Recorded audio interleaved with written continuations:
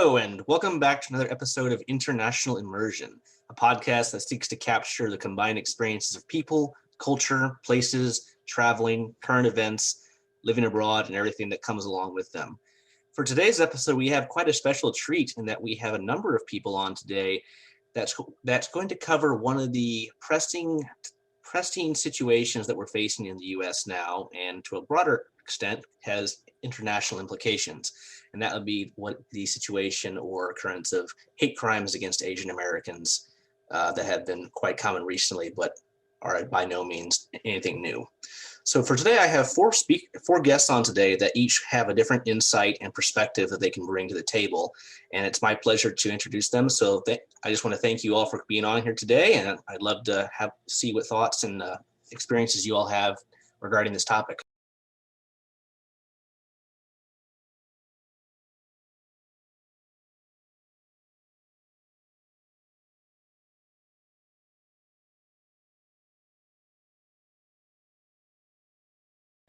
Thank you, Sean.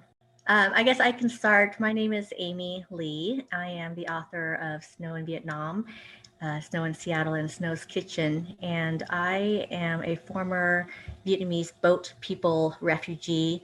I was born 9 months before the fall of Saigon. And when communism took over our country, my mom took my cousin and me to escape the country and come to the United States for freedom, for a better chance of life. And I am currently now living in Oklahoma, and but formerly in the Seattle area. So Seattle is dear to me, but that's kind of who I am and my background.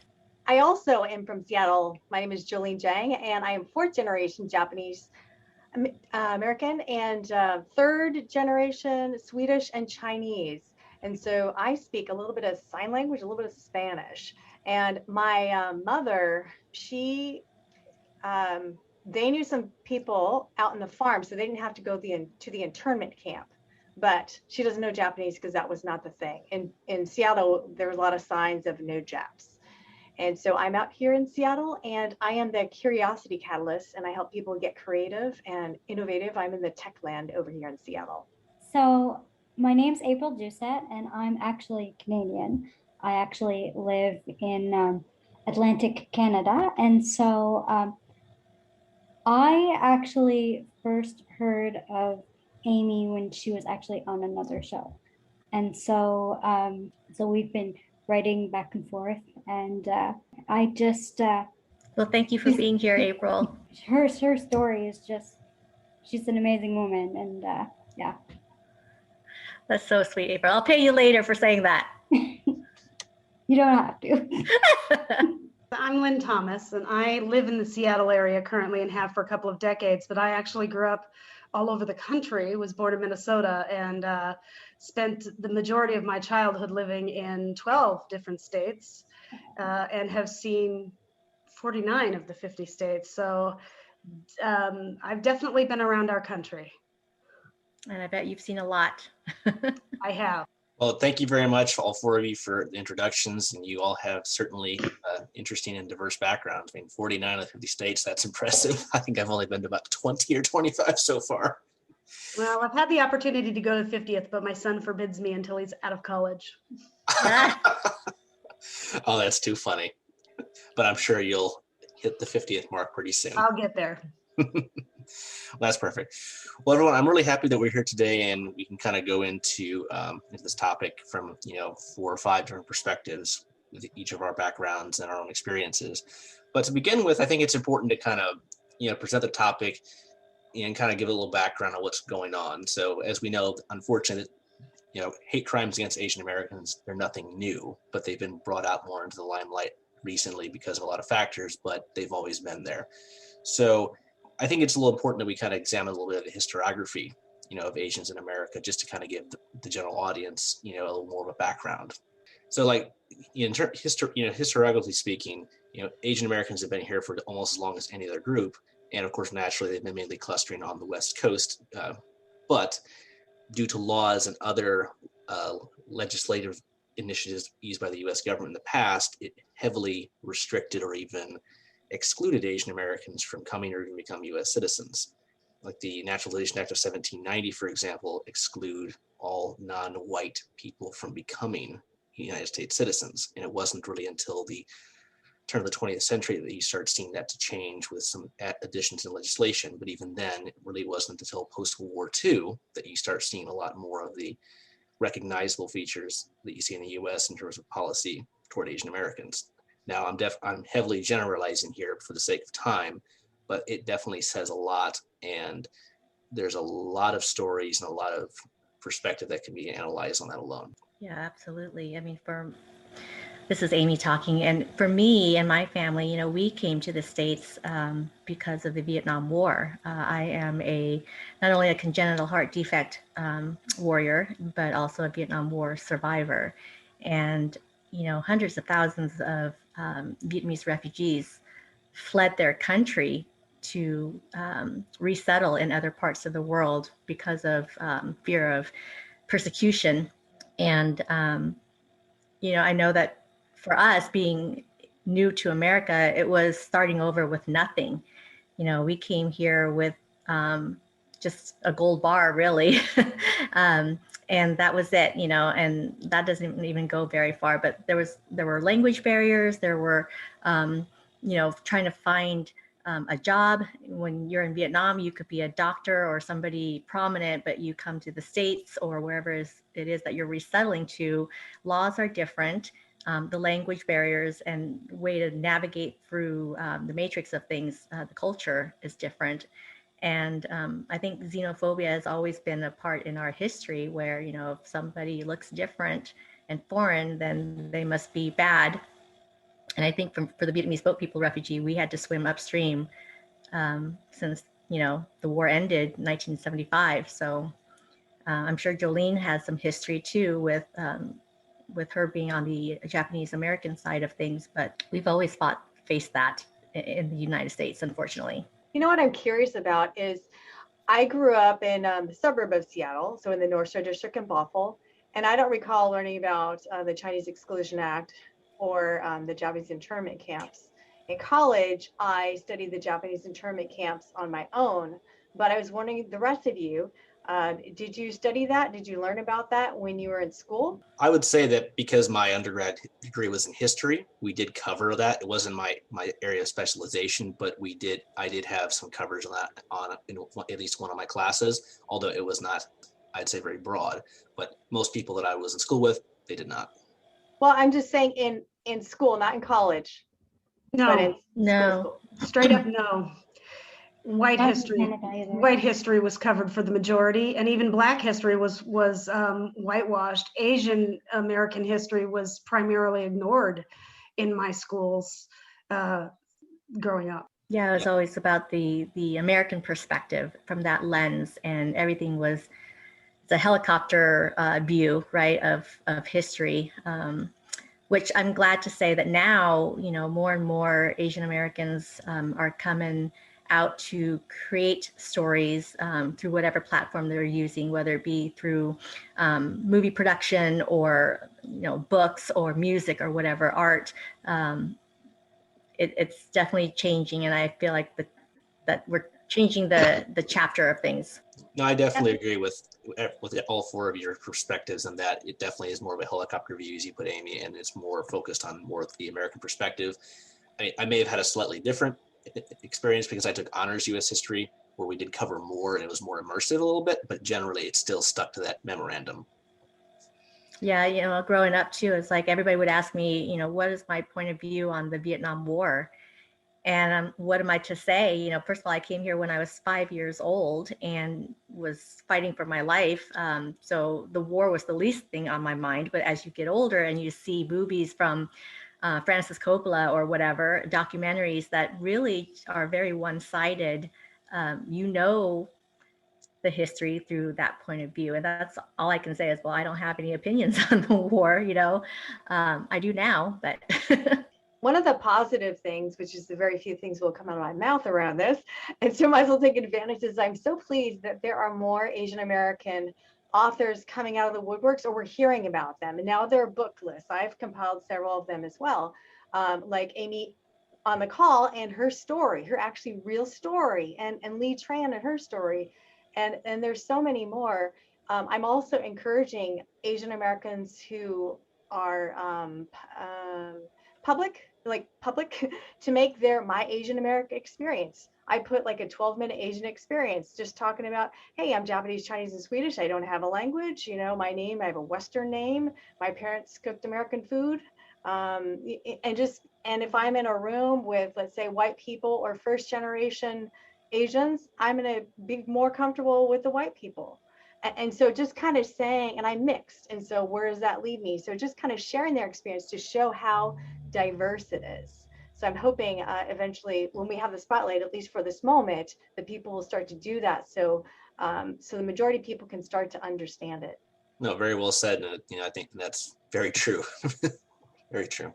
It's very good, guys. Very good. So now we're going to kind of go into the discussion phase, and we're going to tackle some specific questions that have been brought up that I think are really important and a lot can be said about. So, given what's going on lately, the first thing I'd like to pose to everyone is, how are a lot of these, anti-Asian crimes affecting you? I feel like 1,000 needles are being shot at me every single day. Actually, I'm going to start crying. It's been a very emotional time for me because I can't turn on the TV. I can't turn on my social media posts. I can't look at my phone without seeing something in the world about hate crimes against the Asian Americans. So it's almost like you're suffocating and you're dying a slow death, and you feel helpless. You can't do anything about it, and you feel voiceless. So it's been very, very hard. I can't imagine because I'm a white Caucasian myself, but just seeing a lot of what's going on, it's just absolutely disgusting in my opinion, because at the end of the day, we're all humans. We all bleed red, as they say. And it's like, why can't we just get along? We can learn so much from each other. We can benefit so much from each other. It doesn't matter what you look like. It matters what's, in your head and your heart. That's my personal opinion. Yeah, Fear, Sean. That's why white Americans lash out against minorities of all types, including Asian Americans. And right now, the political climate has not only condoned, but encouraged hatred against Asians and other minorities as different. When the truth is, like I was telling Amy the other day, we're all candles. We all have a different scent, a different, flavor, but at the end, we all shine the same bright light, right? At the heart of it, we're all the same, even though we have our cultural differences. And white people have cultural differences too, and they're amenable to those, but fear that they will no longer retain power or control of their own lives if they treat others as equals. And frankly, I think that's encouraged in a number of venues across America, not just politically, but even religiously in some areas of this country. To answer your question, Sean, this is Jolene from Seattle. So as a fourth generation Japanese American, and I'm not plugged into the Asian community these days, I used to be really involved, but then I became a speaker. And so it's the white community for a long time. And so I'm not very involved. And so I just got on 10 days ago saying, you know what, before this, of course, I knew it was happening, but you hear just a few things, and it's like in the big cities, it's in New York and San Francisco. Well, Washington State, Seattle, we're number 3, and we don't even hear about these like happening locally, but it's happening. And what's tough is now that I'm getting into the Asian American news, which is Next Shark, and a number of these sites that we'll leave on your show notes. It is every day, it is constant, and you see not just only old people who are in their walker, this happening every day, them being destroyed, but you're also seeing like the 17-year-old, he was shot 3 years ago in Seattle. He had a pen in his hand. He was shot by a cop. But all the other incidents, attacks, they are by just their people, not by cops. And they're not making the news. And they were also shot too. And so that is very, it's tough. And then you're also picturing your parents, and your aunt. And so it's just like, and they're kind of a little bit helpless, they're not expecting it, and they're older, but it's happening all around us and nobody knows about it. You bring up a good point there. And I think that speaks to a wider issue is what the news covers, because it's not always comprehensive. And that's just a great example of it. I was listening to Connie Chung, Anchor Forever, and she was talking about how she was pleading last year to her colleagues, please cover the Asian violence. People need to know what's happening. And then they wouldn't. And it's just like, well, how many, what are the ratings for that? Who's going to care? Because is there any attachment to that old person who maybe doesn't speak English? There's no connection to it. Who's going to watch that? And there's a ton of different specials of Asians talking to each other, like some of the movie stars talking about that struggle and how it's not covered. There's only about 4 Asian Americans, Dion Lim, Vicky Nguyen, and Sifam, and a few more, Betty Yu, who are covering these. And so I'm trying my best to share these to people, but also people don't want to see it. They don't engage with any of the posts. And it's just like, oh, that's not happy and joyful. I'd rather look at cats and dogs. Or also, that's political. I don't want to engage with it because, it's, I don't know. They don't want to. So it's really a struggle. Yeah, people don't like what they don't understand, and they don't want to get. It's a different situation. It's not race. I'm in a wheelchair, and so people and that's exactly why I wanted to be here, because people do shy away from things that they don't understand. And bigotry has been a part of our history forever, and it's not going away anytime soon. But what we can do is educate, through food, through music, through commonalities. There's an organization called Asian Americans Advancing Justice, and they track hate crimes. You can go onto their website or go on to standagainsthatred.org to read some of the stories that these Asian Americans are sharing and telling about incidents that they've experienced. And then they've also have an opportunity to report crimes, hate crimes. And I just went onto their website recently, and let me just tell you the numbers here. So more than 3,800 anti-Asian hate incidents have been self-reported since the beginning of the COVID-19 pandemic. More than 500 anti-Asian hate incidents have taken place in 2021 alone. More than 66% of reported hate incidents targeted Asian American women. And there have been a 150% increase in hate crimes against Asian Americans in 2020. And this is just one organization that is tracking. Clearly, we're not capturing everything that's happening, but those are startling numbers. And if we had the full 360 view, I'm sure that number would be exponentially bigger. Oh, and those are sobering statistics, not to mention the fact that I think you're completely right. For everyone that's reported, I'm sure there are many that are not. Yeah. And also, just in the last 10 days, there's a ton that were reported with these Asian American reporters. What happens is Dion Lim in San Francisco, people will personally go to her because they have a relationship with her and they feel safe and they talk to her. So just in the last 10 days, hundreds and hundreds. And then you think of all the people who didn't report it. So it's staggering. No, and that leads into the next question that I have is, kind of going on like the awareness is that, do you think a lot of people know about the prevalence of Asian hate crimes? And I think we've already answered that. And I think the answer is probably not. I had 2 people. Yeah. Sorry. Go ahead, Lynn. I was going to say, I think a lot of people turn a blind eye to what they don't want to acknowledge or see because they don't want to have to stand up and do something and get out of their own personal bubble shell that they live in. At least a lot of white Americans I know are like that. And we need to address not just the hatred, but the apathy and the desire not to get involved. It's not my problem. It's an American problem. So it is our problem, all of our problems. And we need to come together, and all of us need to step up to put a stop to it. I'm curious, Sean, Lynn, and April, what have you heard of it? And now you're more sensitive to this since we're doing this show. But before then, what did you know about the hate crimes? Because I certainly, before 10 days ago, I only heard about Atlanta and the granny and the guy who was slashed. There was like only 4 stories that I heard of. So what did you hear of?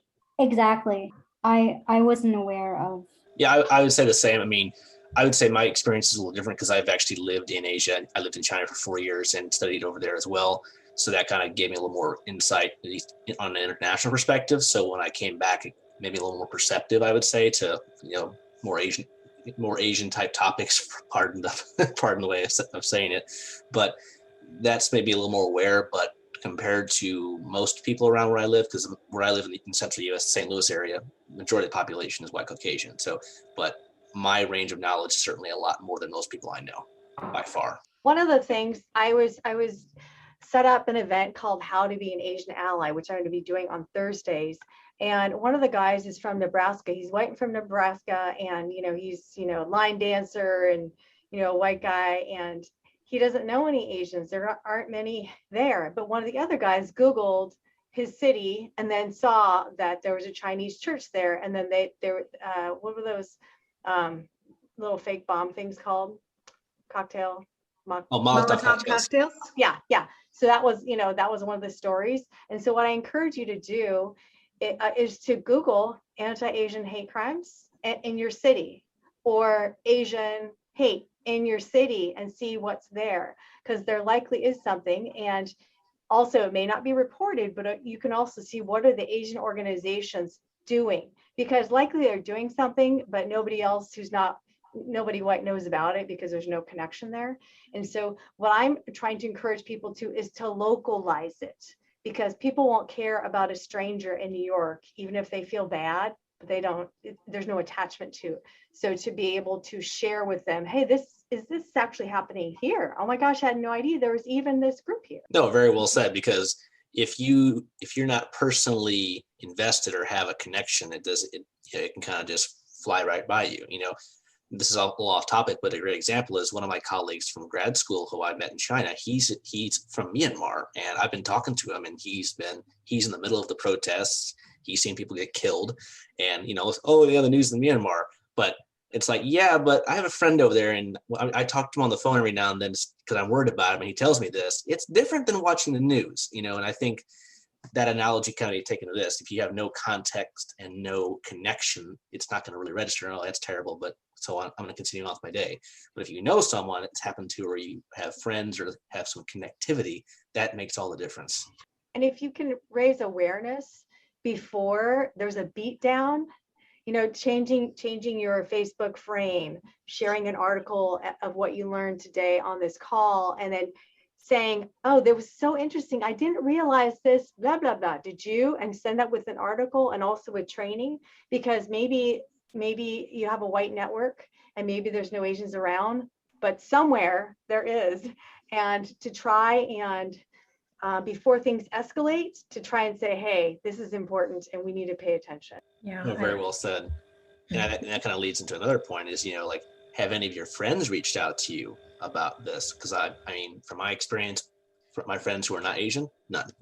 Nothing. Can I just say that in a world where there's TikTok and memes, and the attention span of our youth is 15 seconds or, a minute, it's really hard to grab their attention. And it took me repeatedly putting a picture of me with a sign that says "Stop Asian Hate" or, stand up for AAPI, whatever, on my story, my feed, and posting article after article, or just, whatever, repeatedly on social media for them to reach out to me. And the two that did reach out to me said, what is AAP and what is AAPI? And why do you have this frame on your Facebook profile? What does it even mean? And I was like, thank you for asking, because now I'm going to bombard you with everything I know. And, don't want to overwhelm them. But at the same time, it's like people just have no clue, because it's the pandemic. You're struggling as it is to live day by day, and people are dying. I know for the Asian Americans, for the refugees who came here to make a better life, our elders are growing old and they're dying. And so you're counting on the younger generations, the 1.0, or excuse me, the 1.5, 2.0s and 3.0s to really continue that history and carry their voice for them. And I think that if there's a way for us to get their attention in 15 seconds or 30 seconds, maybe that's what we need to do to say, hey, wake up. So I just in case you missed this, so the answer to your question that she said is 2 people reached out to her after posting a bunch. And I have a big network, so I have 1,400 Facebook friends and 700 just followers. And so there were 3 people, my Black friend who doesn't know a lot about Asians, and so she contacted me first thing, and I was just like, oh, wow, I was so like, neat, that's cool. And then 2 people messaged me who I kind of barely know, otherwise nothing. And then I posted the next 2-3 days, I don't know, 40 times about different articles, different videos, just like it was a landslide. I changed all my platforms, YouTube, Instagram, everything. So there is no, this is all in, this is very serious. And for me, who's very fun, I know I don't sound like it, but I'm very happy and to completely go the other way. So there's no, people see my posts and there was no engagement. It was so disgusting.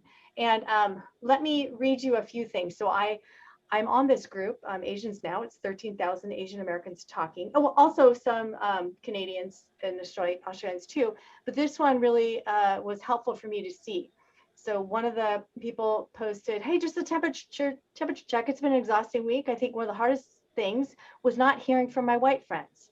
Through all this, I was wondering, what the rest of you, how that's going for you.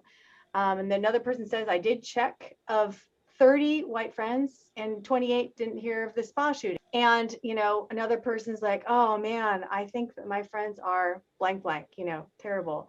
And it's just on and on and on. There are 2 posts like this that just, yeah, my white friends suck and nobody cares, feel invisible. Silence is deafening, and that is constant. And I say the same. I was mad. I'm like, you know what? I may need some new friends too. That is very clear. Yeah. I lost friends. Jolene, you and I talked about this. I posted on Facebook. I said, if anybody doesn't want to hear me talk about Asian hate crimes and doesn't want to stand up for us, unfriend me now. And I lost some friends because of that. And that's just the way the cookie crumbles, I guess. But it's very sad when you're crying for help. I mean, I feel like the only time people comment now is if I post pictures of food. And I am more than just about food. I am more than just about egg rolls and pho, right? I mean, we as Asian Americans, we're a culture, we're a people, we have our traditions and our values and our religion, just like everybody else. Exactly. So, yeah. And the thing is, Amy, she actually was crying, not just crying for help. It was waterworks. It was a whole proclamation that, you know what, I'm going to stand up. And it was just so like, wow, it was so incredible because it was so brave of her to say that. And she wasn't going to say anything. And now she is all in. Amy, I'm so proud of you. That takes so much courage. I cry every day. I'm crying on this podcast. I cry many times a day too. I got some waterproof eyeliner.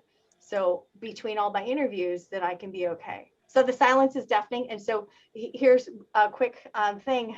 Reach out to your Asian American friends. You don't have to know what to say. You can just say, hey, gosh, I don't know what to say, but, the times are so tough. How are you doing? And just, I want to be there for you. I'm not sure what to do, but I'm here for you.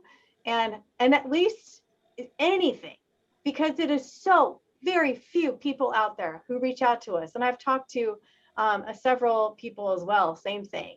It's just really, obviously I'm bitter about it, but people are starting to come around, but this is like 10 days later and after me like being super mad. So some people are coming around. So Amy and I have had several conversations now, and I'm just so happy that I was able to get in contact with her because I'm much more aware now. And she's shared things like worries and I just, it completely breaks my heart. Well, thank you for listening, April. And thank you for being here. Just that alone lets me know that I'm not alone. Oh, you're not alone. I'd like to hear to hear from the white people on this phone call, and hear what are your concerns about reaching out to people, or before you did this podcast here, what are your concerns about reaching out to Asian Americans? I'm honestly not worried about reaching out. It's just I haven't really known a lot of Asians, to be completely honest with you. I have a story. I shared this with Amy. I'm actually here because of an Asian doctor. Tell us more. Yeah. So I was born with spina bifida, and he, completely saved my life. I wasn't breathing whenever I was first born. And so on top of that, he was my doctor while I was a child. So completely breaks my heart to know that this type of stuff is going on, because like I said, like, this doctor totally saved my life. And he was like, I still see him around town, and I just absolutely adore this man. You were blessed, and we're glad to have you here. No, April, I definitely would agree with you, and is that I have no qualms in reaching out to people or doing that, but where I live, there's just very few. And in my case, I do know a lot of Asians, but they're not Americans. They're from China. They're from other countries, which is, it's good, but it's not the same, but that's been my biggest issue is there's very few, at least in my area, like the St. Louis area, there's a few clusters, but there's not a lot. And then, so if I knew more people, I'd love to do more things, or, collaborate or raise awareness, or, do whatever. But it's just, that's been my biggest struggle, I would say. And then, like April said, the doctor who delivered me, he was Asian as well. So not quite as, extremely as your case, but yeah, I mean, there's that. And, my experiences overseas and everything, but there's just, at the end of the day, it's just like, I don't get why people have to be afraid just to reach out. You're not going to lose anything by doing it. And actually, the doctor that saved my life is not originally from Canada. He had actually come from Hong Kong. Yeah. Yeah, and honestly, just from what we've all been saying, that pretty much answers the next few questions that I had was, are your friends sharing anything about, Stop Asian Hate? We've kind of touched on that, and, what are some of the struggles for Asians to speak up? Julian, you've kind of touched that pretty heavily, and then, the last one, what happens if the majority of people or non-Asians aren't doing anything? We've already kind of touched on that as well. Lynn, you were going to say something? Oh, yeah, I was going to say, I have no problem reaching out to, I have several Asian girlfriends here in Seattle, and I have no problem reaching out to them. I actually talked to a friend of mine who's a female Chinese attorney earlier today, and we talked a little bit about it, but I kind of feel like I want my Asian friends to lead that conversation. I mean, to educate me more, so I know a little bit more about where they're coming from and how they're feeling, so that I can be the ally that helps educate other white people on, their apathy and their misconceptions and their incorrect belief systems, right? In a way that Asian Americans can't get across to them because they may not listen, right? They're more likely to listen to me. I'm talking about, we have several family members who live in the South, and I don't think they have any contact with Asians at all. They don't care unless somebody brings it up to them, right? And so, I want to be there as a support for all of my Asian friends, but also get the message out that this has to stop, because we're all the same underneath, right? Mm-hmm. Yeah, and I was gonna say, I haven't been big on social media about it, because I tend to do more deep personal connection, but I could probably ramp up my game in that, my presence in that area on this issue. I was going to say that most of us are, we've been taught for over 1,000 years to shut up and not draw attention to ourselves. That's our survival mechanism through colonialism and war and domination from other countries. That's how we survive, is to be unnoticed and be quiet. And I think that is so embedded in our DNA that there's not a lot of talk about it, or especially on social media. A lot of Asians and Asian Americans, we don't air out any dirty laundry or share our feelings. And so from that perspective, I get it. A lot of our friends don't know what we're feeling or what we're facing and what we're up against. But I think that if you just open up your eyes to social media, to media platforms in general, newspapers, articles, TV news, whatever, you'll see that it's starting to now dominate the news a little bit in terms of the hate crimes that are happening. And this is a great opportunity to reach out to your friends and see how they're doing, because we're not necessarily going to be the ones to reach out to you, unfortunately, because we're quiet that way. We like to deal with our pain in quiet.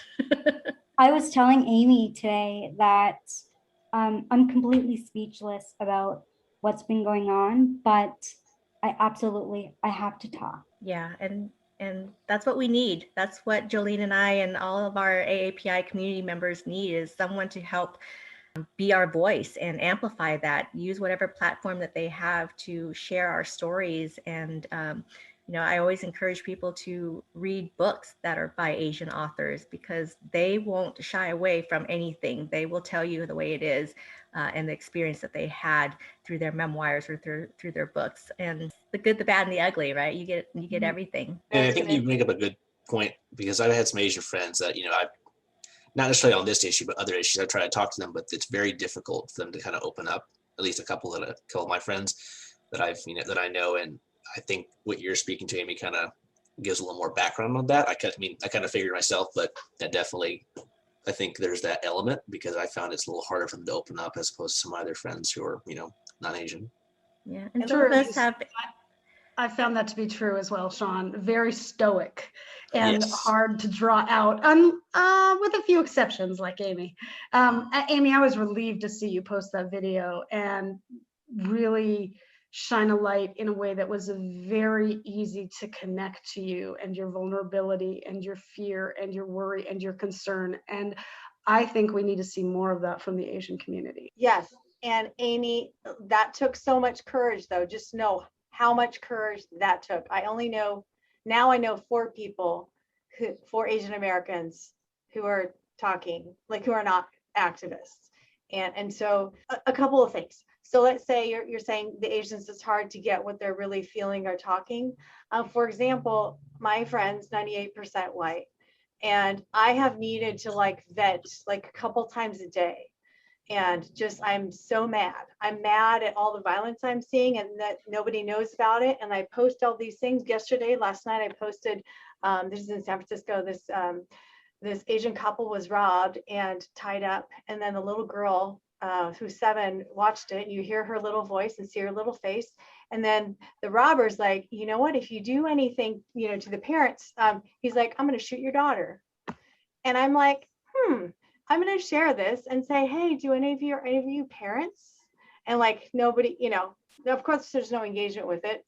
And it's I know people see my posts, and it's if I put a pretty picture up there, then I would have 80 likes in a second. And so I'll have all these different posts and there's no engagement with it.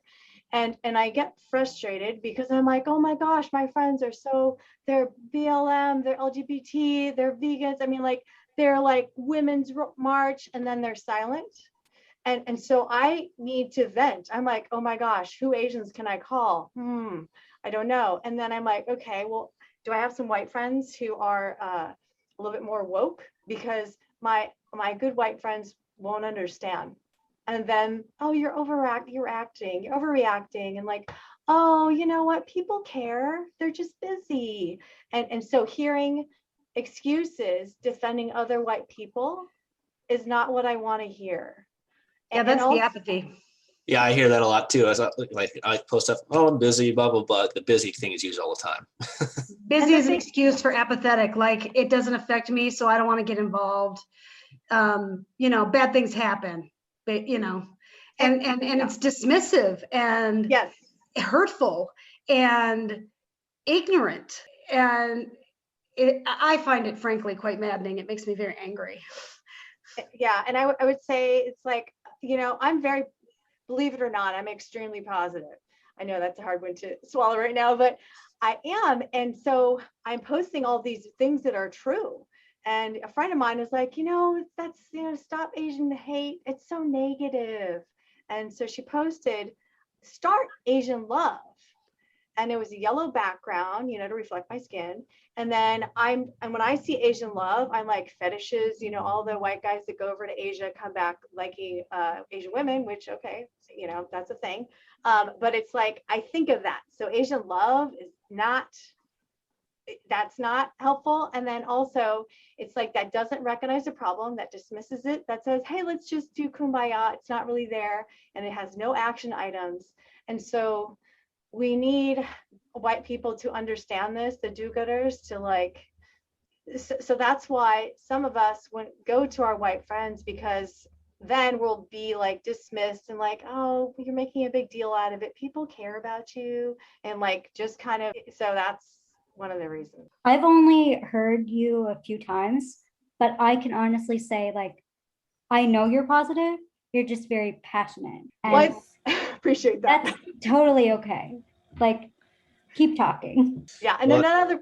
Well, as I say, it's like, I think one thing that I think is just so true is that the people who talk the loudest are the ones that are heard the most. So I think the more and that's so true throughout history and just, current events, etc. So the more you talk, the more attention you'll eventually get. It may not be quick. As you mentioned, you post a lot of things, and not much comes of it, but don't let that discourage you. I mean, I've had the same thing with developing this podcast. I'll post something, it doesn't get much attention, but I don't stop. It just keeps me, keep going. I have a goal. I'm going to achieve that goal. I've got things to draw attention to something. Start small. Mm-hmm. Yeah. Right. Each individual counts. Go ahead, Jolene. I'd like to read a little bit. So this is one of the 4 people, the Asian Americans that I know who are on board with admitting that Asian hate is a thing. And this is a big deal. So he's Chinese. And why is it that I've been hesitant to speak out against the recent hate crimes against Asians? I defended Kaepernick and I hated the Niners at the time. So it's not like I'd ever shied away from speaking my mind. And yet I've tried not to get into this argument when it's affecting me closer than ever. Is it because I was raised exactly how the model minority was taught to react? To be quiet, to do our part, to contribute to the success of the USA, but not step outside of those lines? Is it because I'm worried that what I say may alienate me to those who see me as the good minority? Honestly, I'm not sure, but the fact I'm even thinking about it is so blanked up, swear word. Don't you think? And he goes on about this, and this is his first post, and he captures like so many Asian Americans, but who are not saying it, they're feeling it. But because we have our white communities, we don't want our white friends to feel awkward. We don't want to complain. We have guilt for saying that it's a problem because it's not as bad as Black people have it. And so we don't say anything because we don't want to draw attention. We just want to be accepted. And so now there's 4 people that I'm aware of that are out. And so we need that. And so what we need from the majority people is to share these stories. And like, did you know this? I learned of this, and I guess it's hard anyways, to share these stories that are public, like Amy's story. Yeah, I think we're starting to have our breaking point. And sometimes the people who talk the loudest are the people who are hurting the most. It's not just you're being heard, but you're hurting. And for me, it got to that point where I was hurting to break down in tears. And I cried all day long. I cried in the morning, got myself to work, came back from work and cried again all night. And since the waterworks weren't turning off, I posted that video, and sometimes I guess that's what you got to do to be heard and seen. Well, I think it's really important that, people, I think this is just so true. You can't bottle things up and decide you have to express yourself. And I think that's a struggle for a lot of people. And I think if more people were able to express themselves and not worry about it, there'd be a lot more awareness, just because more people there'd be so much more information being pushed out that people could access it and then maybe, try to understand it. And I think, one thing is just try to have an open mind and be open. What's this? I think that's the biggest thing. A lot of people, they just I don't want to say it, they're closed-minded, but a lot of people in a way are. And especially like where you live, we kind of touched on that. All these factors can kind of influence how receptive people can be or non-receptive people can be to different things. Can I just go back for a second and just say that I'm never too busy. If you need to talk, I am never too busy. Thank you. By the way, I do have new friends and some strangers, because I posted on a number like, oh my gosh, who can I tell? And so I gathered I was denied from posting somewhere. And then a few other places there's like, oh, those people should be killed, and etc. And I've got like, I think 2 new friends, and even these are strangers, but they're 2 people who actually want to learn. I'm like, oh my gosh, I'm so honored.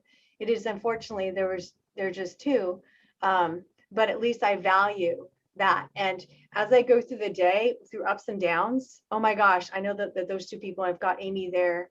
And so it's like, it's not that much work that I want from people. I mean, 5 minutes a day would be amazing to get, but 1 minute a day is also like, wow, that's so much more than so many. So it's not, too big of an effort. And I do have like, I think 15 friends who are now active, and I'm so happy, but it took a while to get there. No, exactly, Jillian. And the most important thing is it's not 0. It's at least it's something, and that's a start, and it can kind of grow and build up from there. And that kind of leads into the next point I want to bring up is, what can people stand up to in solidarity and amplify your voice to fight racism, like you're doing, trying to do that.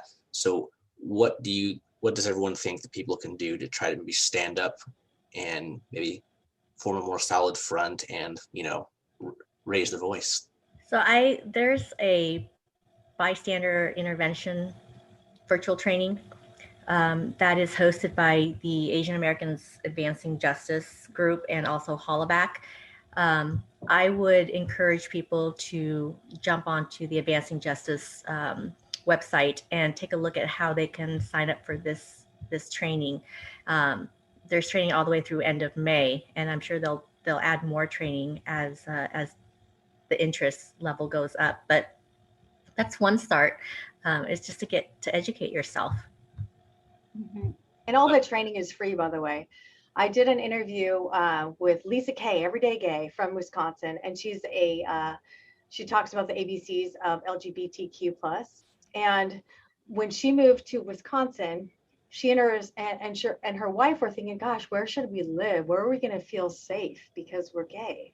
And then she saw there were 2 houses that had in the windows one of those in my nurhood, like a flag.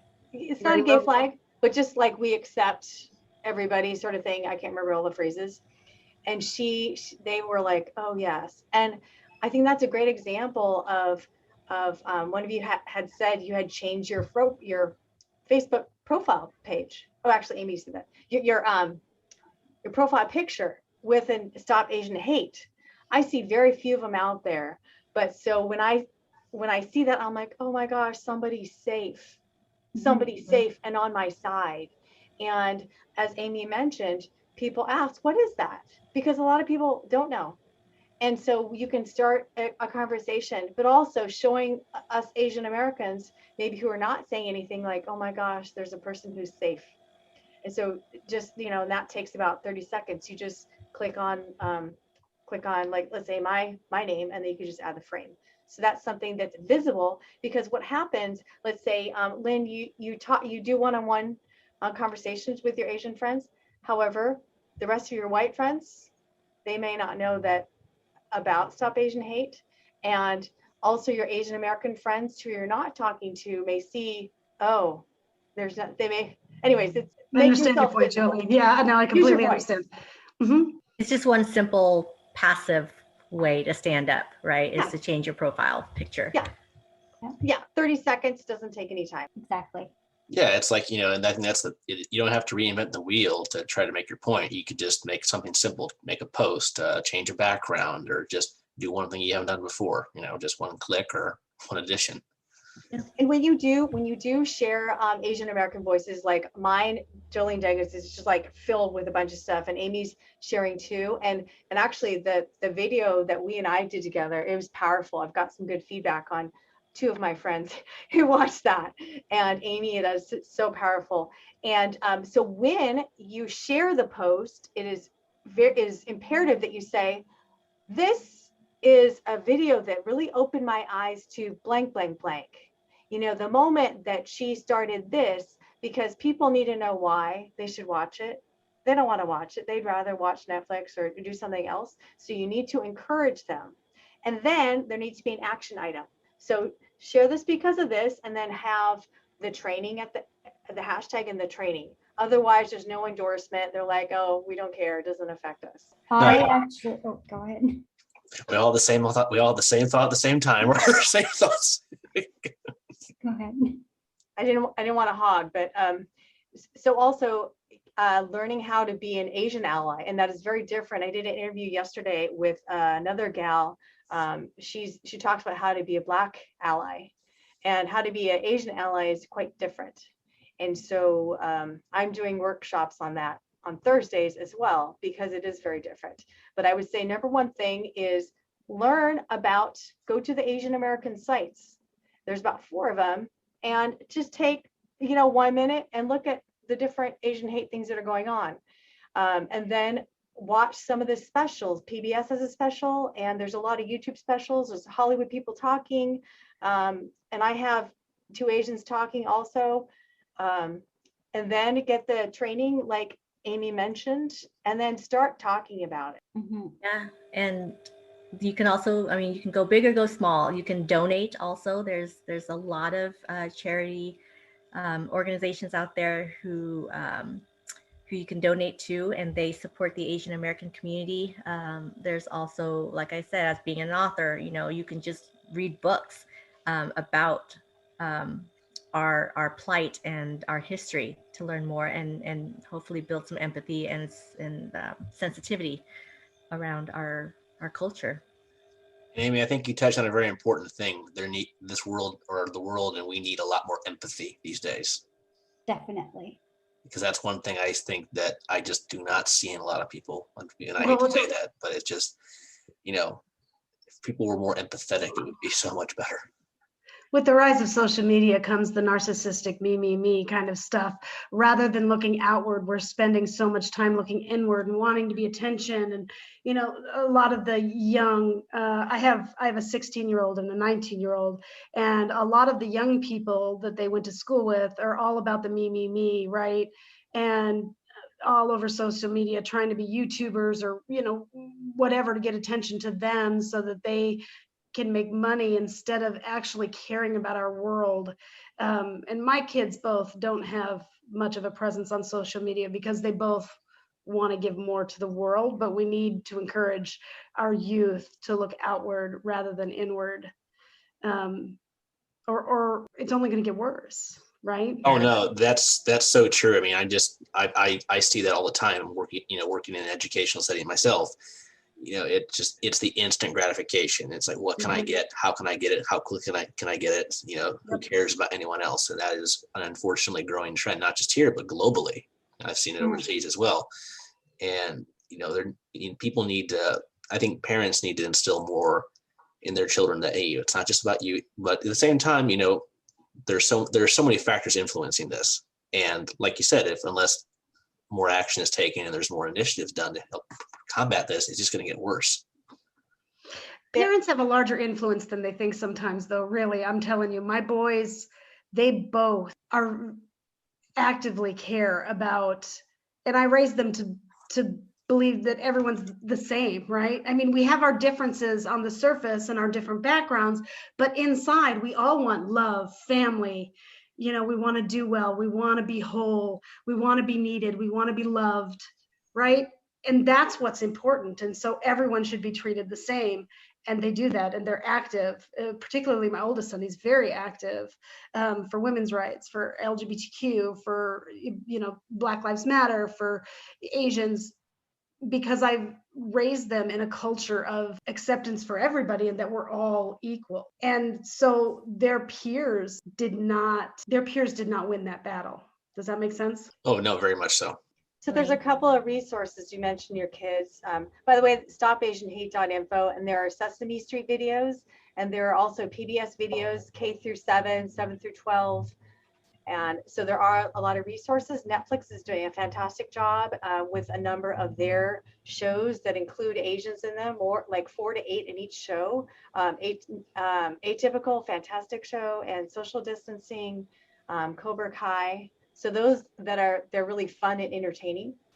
And then Lynn, you also talked about, let's see, well, one of you, it's going to get worse. I mean, if we don't do something, it's going to get worse. Yeah. So on my walk today, I've been at my computer doing a bunch of interviews. And so I went out this morning, and there was a car that stopped in the middle of the intersection, not in the middle, but it kind of aimed at me, and it was tinted windows, and it was like there for like 20 seconds in the middle of the intersection. And I'm like, that's weird. And then I thought, you know what? I'm going to go ahead and cross the street. And you know what? Better yet, I'm going to run, because I don't know. Is he going to shoot me? Like, I can't tell. It's tinted windows. And so I went running, and then he followed me down the street. And I was like, you know what? I should not go down the street. There's no people down here. Like, there's no houses. They're set back. So I ran towards the car and the other direction. Now, was it anything? I don't know. But that was very strange. And my friend the other day, in the same area, there were 3 guys yelling at him. So that was just in my neighborhood. And my other friend has a donut shop in Seattle, and a lady didn't want to pay the price for the donut. So she says, all Asians should die. I hate Asians. That's why we have the Japanese internment camps, so they could kill you all. So that was another friend of mine. And then my other friend, her aunt was yelled at, at the bus stop. And so she went running because she was freaked out. So that's just this last week. And that's here in Seattle. And I'm in the suburbs. And so the idea that, it's in the big cities. Oh, no, it's right here. And I'm not a shy, mousy type of person. So it's here. Jolene, whether it was anything or not, always listen to your instincts. Yep. Mhm. Yeah. As they say, always follow your gut. The gut. Always follow your gut. Yeah. And it's everywhere. It's in small towns. It's in big cities. It's everywhere. Ignorance doesn't know boundaries. Ignorance does not know boundaries or anything. It could be in your house. It could be in your town. It could be, like you said, it's everywhere. Right. I was going to suggest also for April, Sean, and Lynn, to ask, once you learn more about this, something you can do is for the different groups that you're in, hey, can we talk about this? Whether it's a dog walking group or whatever group, I'm reaching out to any group that I have. Hey, can I have 2 minutes? And I'm also going to contact the cities and see what they're doing. The city of Seattle, I interviewed the deputy mayor to see what they're doing and nudge them, put something, where's your Stop Asian Hate? You 14% Asian American, where's your what are you doing? And then also for your employers, what are they doing? Do they have a statement? Do they have a plan? And so to start really any kind of network you have, if you feel like it, that is something that you can do. Yeah, as I say, it never hurts to ask or just, send express your thoughts or a suggestion. Those are great suggestions, Jolene. And I know I personally can do better at reaching out to my representatives, writing letters, or just talking to it with my employer, Thank you for that. Yeah, and like the neighborhood group, I posted on one of my neighborhood groups, and nobody is engaged with that. It was the sweetest, she's like maybe 80 pounds, this sweet gal, and just talks about this poetry of how she's feeling. It's not angry. It's not passionate like I am here. And it's just like nobody's engaged with it at all. And the thing is, I need white people, particularly white women in these neighborhood groups, to post about Stop Asian Hate, because my voice isn't heard. It needs to be a majority voice and other people backing it up, because I'm invisible. I hear ya. My neighborhood, there's 1.5 Asian people, myself and my son. And that's it, and so I don't feel comfortable speaking up or posting anything on Nextdoor or anything like that, because I feel like I am definitely I am in the minority, and I don't know how people perceive that. No, those are all good points. And another thing I think that we can kind of discuss, the last couple of questions I have for everyone is, like you mentioned, Jolene, some of your friends have actually witnessed, hate crimes in action or worse, so that's a good question. What should you do if you witness one yourself? I mean, a number of things come to my mind, but I wonder what everyone else thinks. Well, that's why I'm taking the training. I think that's somewhat dependent on the incident. But I think we need to stand up for these people, these people being, anyone who's being hurt, but particularly with the Asian crimes right now, standing up, speaking up, recording, calling the police, being there to support the person, speaking out against the attacker.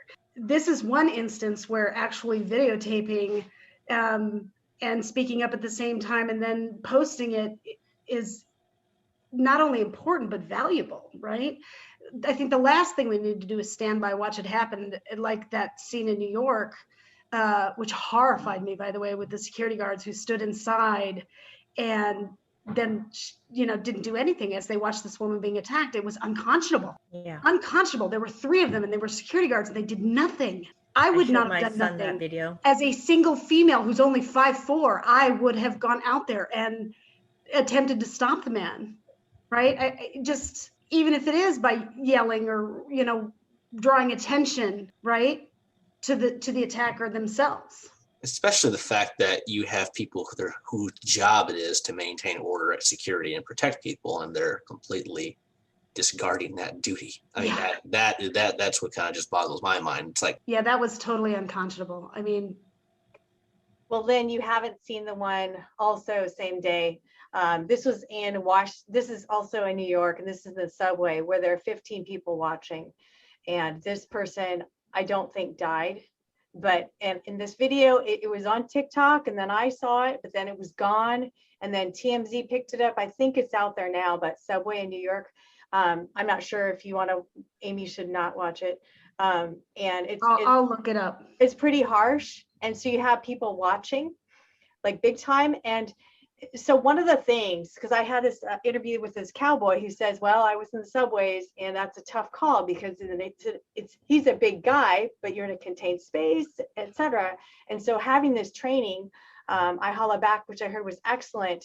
You can learn how to, distract? There's 5 D's, like I can't remember what they are. I didn't have the training yet, but I mean, yell. Just imagine if like 3 people yelled at the top of their lungs, that the guy who's attacking or person would be like, what? I mean, so that is so important to get that training, because when it's a dangerous situation, people don't know.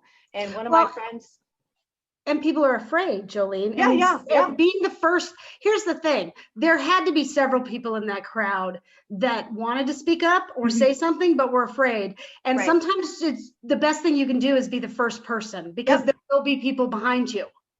And to say, my friend who's in the military, he's like, yeah, let's go people, because like I'm 110 pounds, but I would use my voice, maybe throw something. I'd say, let's go. I mean, the guy he was attacking was, kind of a slight Asian, come on.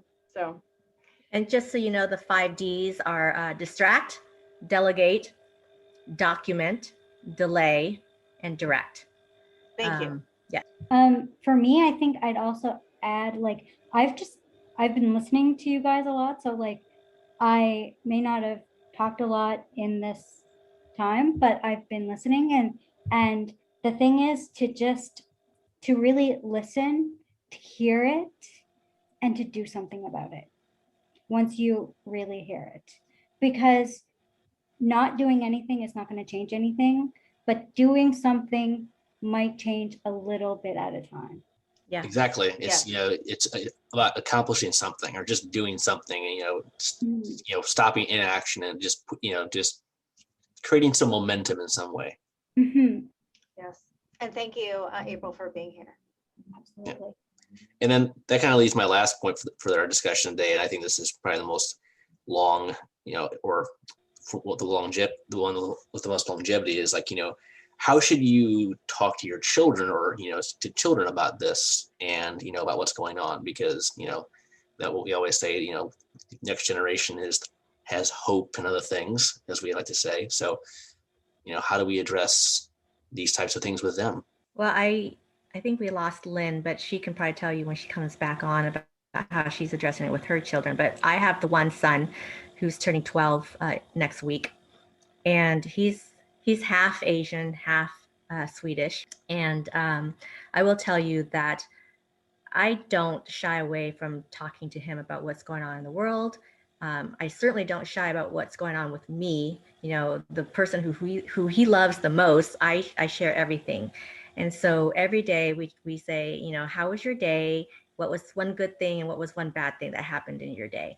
And I always tell him, this is something that bad that happened that affected me. And I would show him a video. I showed him a video of the grandma that got punched in the face in San Francisco and then fought back with her stick, and I showed him the video of that Filipino woman who was stomped in the head and the bystanders did nothing.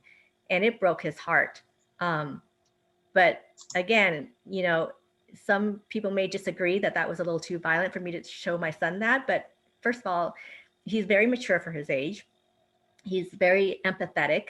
And again, in a world of TikTok, when you only have 15 seconds to grab someone's attention and make it profound and impactful, sometimes that's what you got to resort to. And I know that my son could handle it. And so for me, that's how I educate my son. We talk about it openly. We watch videos. I have him read an hour every single day. And a lot of the times he's reading historical fiction. So the last book he read was it's called The Last Cherry Blossom, written by Kathleen Birkinshaw. And that is about the Hiroshima atomic bomb, right? And he read that, he fell in pieces. He did a book report about it. I posted it for him on social media, and the author was just moved by this. And so that's how I'm educating my son about what's going on in the world. No, I think that's really good what you're doing. I know a lot of people think, I can't show my kid that, but at the same time, I think there's a lot of factors at play. But it's better to teach them with kind of with you around or with the parents, just kind of having that support, than it is for them to just kind of figure it out on their own a lot of times, at least when they're young and first being introduced to a lot of these things. And also parenting styles, what you're promoting, what values you're instilling, all these things can factor in. I was just going to say, he's going to hear it. And so I would much rather him hear it from you. That's very true. Yeah. Or one analogy is my family said, they told me with drinking, before I was even, 21, they said, okay, we're going to have, try some wine. We want you to see it with us before you see it with your friends, because naturally think of the different environments or settings with that. Totally agree. I mean, I grew up drinking beer and wine when I was little, because my mom had no problems giving me a little taste of it. So in a safe and structured environment, right? Yeah. And my son too. And it's to make sure that they're responsible about what they're doing. With parenting, it's all about educating your children about everything, really, and what kind of people you want them to be.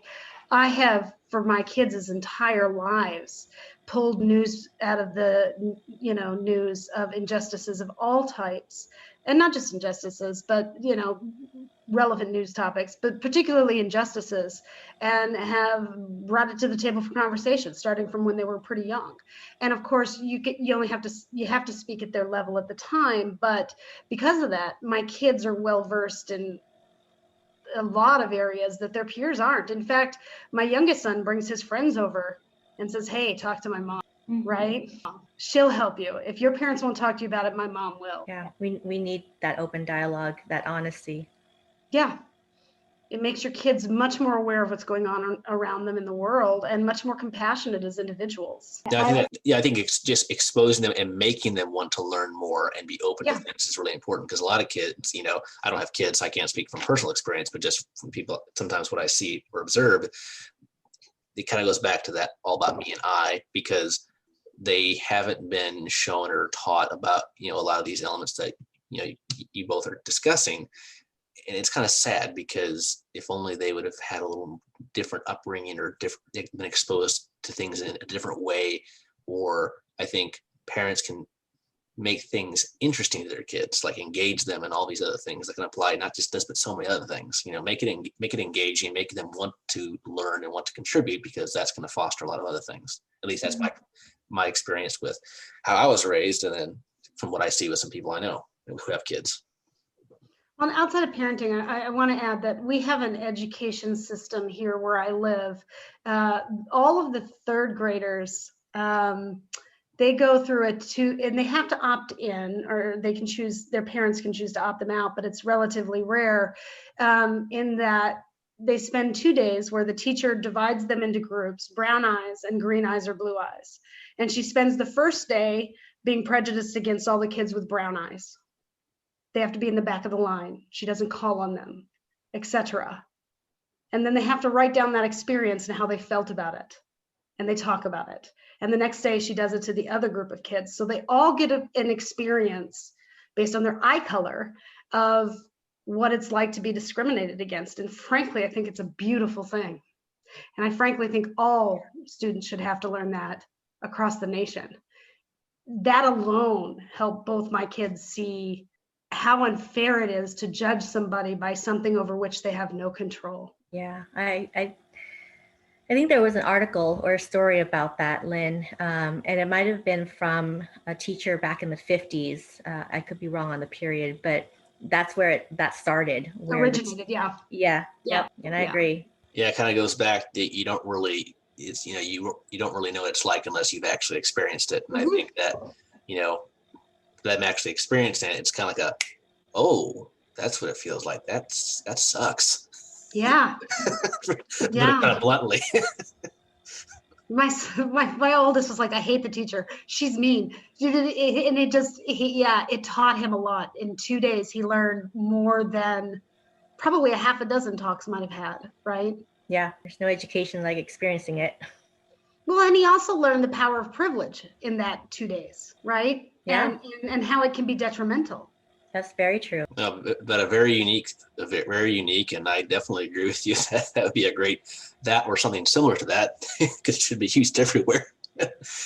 Well, guys, I really appreciate, all your points, your areas of emphasis, opinions, thoughts for today, for today's discussion, going over these questions. And, I'm just hopeful that, by us doing things like this and others doing things like this, or using other platforms, media, person-to-person connections, etc., that this can gain more awareness, and that a wider range of people, and like you said, more of the majority, can have a window into it and really understand what's going on. Because clearly it's gaining more attention, which is good, but it still hasn't gained enough attention, and there's still a lot of indifference. And I think, as we mentioned, indifference is the biggest problem. Yeah, Thank you, Sean. Thank you for welcome. giving us the platform. And April and Lynn, thank you for being amazing white allies for us. Jolene, my sister, thank you so much also for helping me to speak up for myself and for our community. Thank you all. Even just knowing that there's 3 more people, I'm like, 3 more people, it's a victory. So it does, just every little bit. So thank you so much. I appreciate it. Thank you, Sean. Oh, my pleasure. And like I tell everyone that, listens to my podcast, that my podcast is about education, raising awareness, and exposing people to everything this world has to offer, different cultures, people, places, events, experiences, etc. They're all valuable, and we can learn so much and open our minds up, immensely, just from the more people we know, the more places we go, and the more things we learn and experience. My personal opinion is I try to have an eclectic mindset, and that is something I promote, and I stress other people to at least try. Is it doesn't really matter what it is in a way, as long as it's good and it works, you can incorporate it and use it for the betterment of yourself and others. Well said. Absolutely. Well, everyone, again, I just want to thank you very much for taking the time to have this discussion today. So this has been another episode of International Immersion. We will see you on the next episode, and I will post everyone who attended today, their information and any of the sites or trainings and other things we discussed today that you can check out on this page, on this episode's description. So without further ado, if you have any thoughts or questions, shoot us an email at internationalimmersionpodcast@gmail.com. Also check out our Facebook page with the same name, International Immersion. And we will see you all in the next one. Take care, stay safe, and we can't wait to get back out and traveling and immersing ourselves in the world.